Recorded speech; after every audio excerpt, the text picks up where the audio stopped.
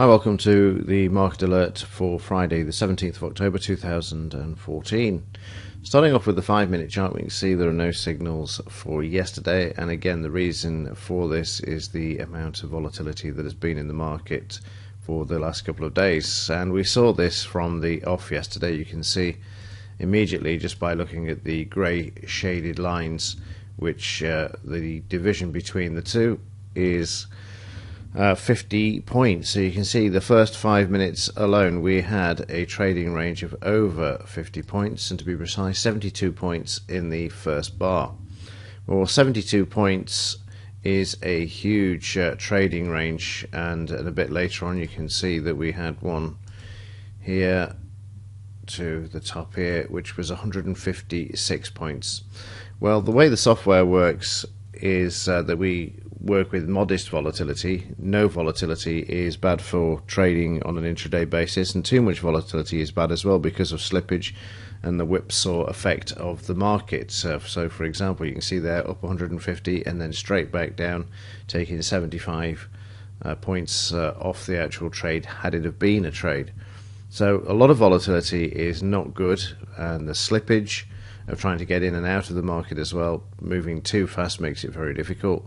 And of course, no volatility, you get a sideways market. So it's having that balance.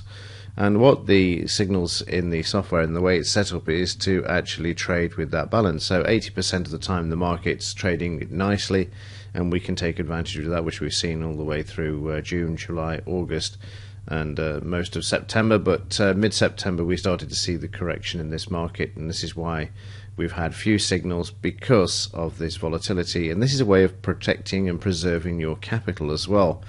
Do you want to jump in? Well, you're free to jump in, but the way the software is set up is to try and preserve your capital for those times when the volatility is moderate, and you can then of course make consistent profits. That's what you want to do. You want to try and make a fortune in one day, because I'll guarantee, having made significant profits on trading days, only to give it back thinking that it's now a stroll in the park. So I prefer the steady way of doing things, nice and steady, and nice volatility. And with a bit of luck, looking at the price chart, we can see that by the end of the session the volatility and the size of the range of the bars had reduced, and we were starting to get more sensible volatility. So that's the reason. Again, you can always increase the trade markup, because this is where we can actually work with the volatility in the market.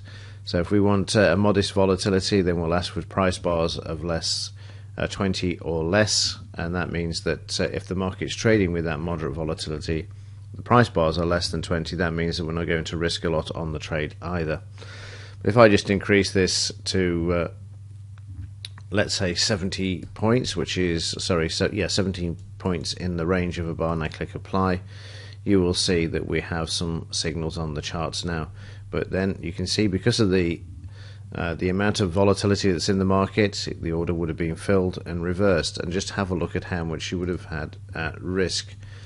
So if I just, there's 88 points loss on this, whereas when we're trading with a 20-point bar, the average will be about 22-point risk.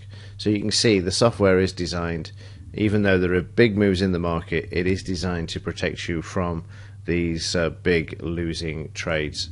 And it all looks great when the market moves 300 points. You think, why couldn't I have had something out of that? Well, I agree entirely, but you've got to look behind that and see what you're actually being protected against as well, should it go wrong. And there's a perfect example there, 88 points lost within 5 minutes, and that's a significant amount of money. Of course, you could argue and say, well, this one actually worked and went down. Well, that is the case. There's always going to be the one that will actually work, and if you're prepared and have sufficient funds to get the percentage risk down, then fine, you can actually do it.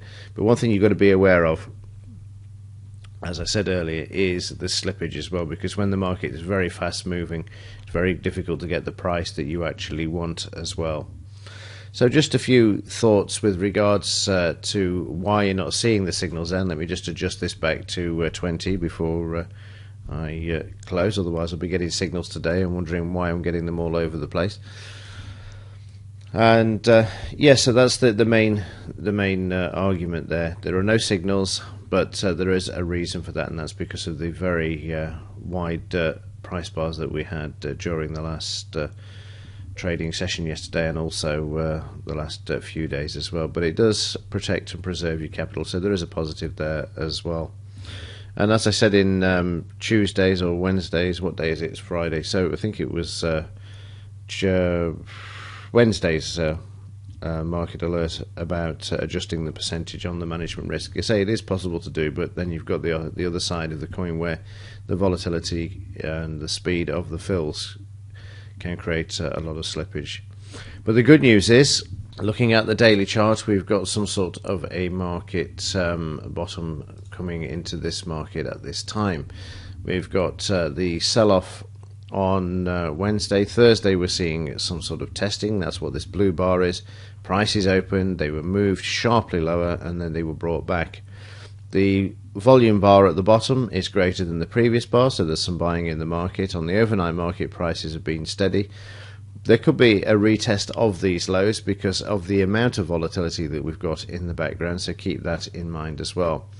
When you get a situation like we've got at the moment, the market won't reverse immediately. It will trade sideways before then starting to move back to the upside, so also keep that in mind as well. And sideways moves with the modest volatility is great for PPT charts as well, so I don't mind that at all. It's big sharp moves that look great on paper, but in theory are very difficult to trade unless you have direct access to the floor. But the good news is this move to the downside, this shakeout, is currently finding support and is likely to find more during the next few days, and a drop in the volatility as well.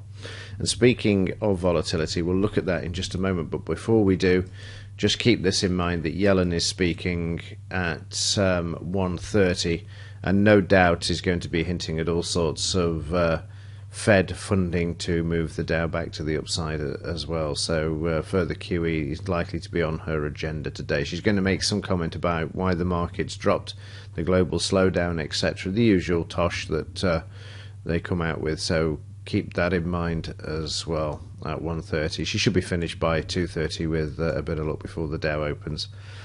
And speaking of volatility, yes, we have a 100% increase in the implied volatility.